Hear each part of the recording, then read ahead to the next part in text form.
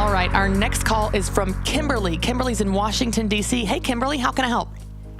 Hi, how are you, Christy? Great, how are you doing?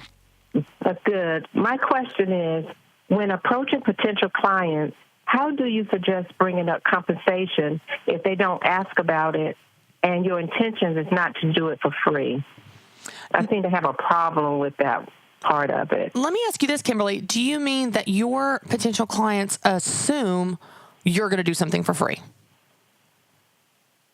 You know, they may not assume it, but I may assume that since I'm approaching them that they might think I might want to do it for free. And I just want to make sure I know how to bring it up if they don't ask about money or if it doesn't come up. Well, does that make sense? It does. I think that, see, I'm not concerned about the pricing here. I'm more concerned about the messaging because it's interesting. A lot of times in business, Kimberly, and I've been guilty of this, we have ideas in our head and then we operate out of those ideas, and those ideas may or may not be reality, meaning your customers may not be assuming you're doing it for free at all. They may not be assuming that. You may just have that perception that they do, and you feel fearful or insecure about bringing it up. So what I would encourage you to do is all of your messaging in your marketing, all of your messaging in your initial consult or when you reach out to them or when you have a phone call should be all around the value you can provide.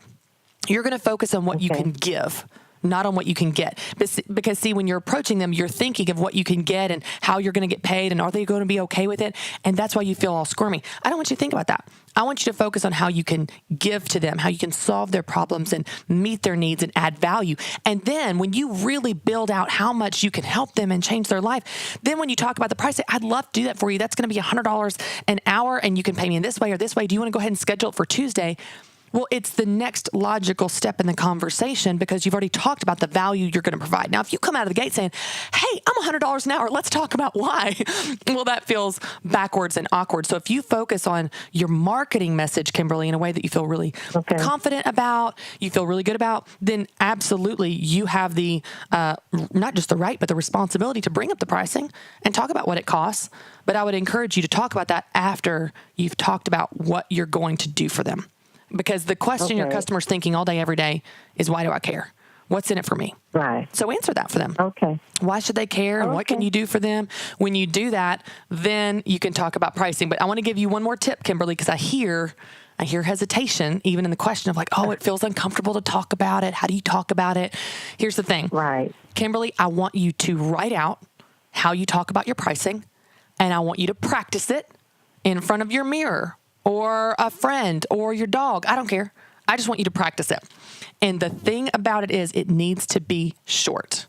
It needs to be short and concise because the shorter it is, the less likely chance that you're going to talk yourself out of this sale. Because what we do is we say, oh, well, I'm $100 an hour, but if that's too much, I can work with you. I have scholarships. I have a sliding scale. You know, it's okay if you don't want to pay $100. If you want to do a half an hour, if you don't want to pay me at all, you can just cook me dinner.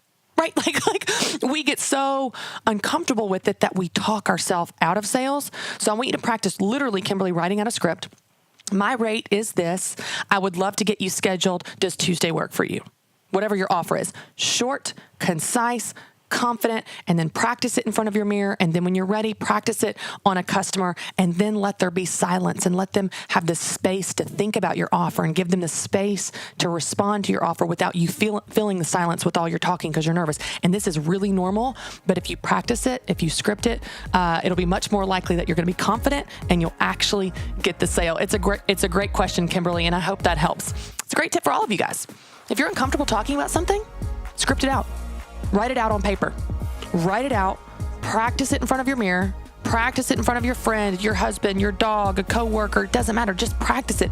The more you practice it, the more comfortable you will be, and the more confident you will come across.